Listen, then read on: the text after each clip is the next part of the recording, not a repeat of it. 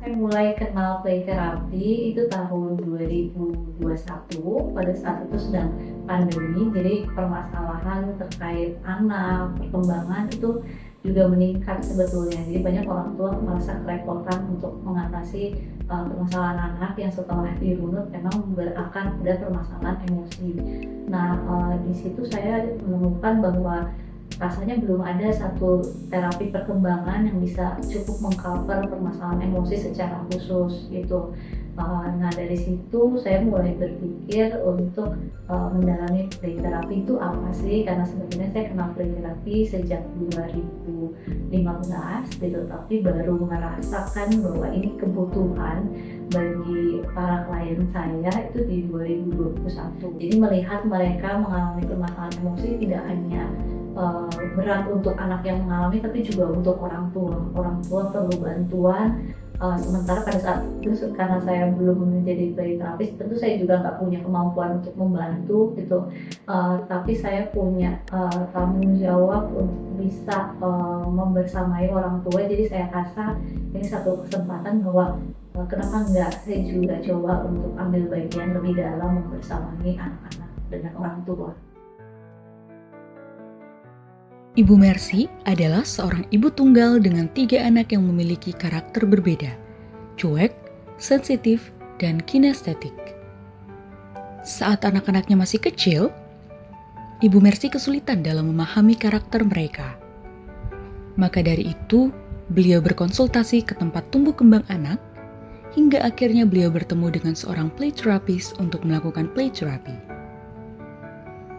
Melalui play therapy, anak-anak yang awalnya tertutup menjadi lebih ceria, imajinatif, dan terbuka, serta mereka dapat belajar untuk mengelola emosi.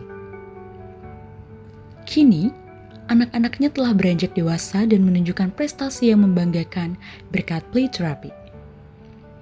Anak sulung dengan awareness dan penalaran logika yang cukup baik, anak tengah yang meraih prestasi di bidang robotik dan literasi, serta anak bungsu yang meraih prestasi di bidang robotik, wushu, dan gym. Ibu Mercy merasa sangat bersyukur dan beruntung karena beliau bisa membawa anak-anaknya untuk mengenal versi terbaik dari diri mereka melalui play therapy. Beliau mengutip dari sebuah quote dari Erik H. Erikson, "Play is the most natural method of self-healing that childhood affords." Semoga kisah Ibu Mercy dapat bermanfaat bagi Anda.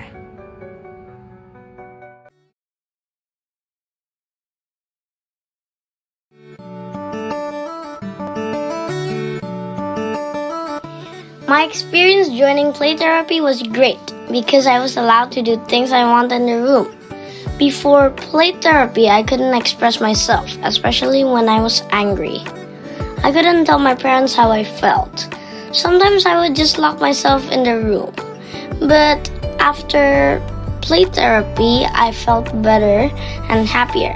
Oh yeah, I also remember before I could not focus for a longer time. Now I could. I think play therapy is important for kids because it could help them calm down, more confident, focus, and just be themselves. In the room, there's lots of toys like puppets, sand, drawing tools, minifigures, music tools, masks, and tent.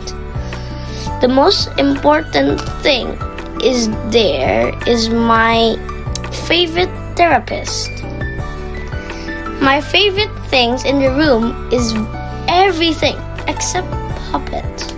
I love dry sand, minifigures, the tent, drawing tools. I love drawing the planes and play with the minifigures on the floor. Overall, play therapy is so awesome. I kept asking my mom for more sessions because I love it so much.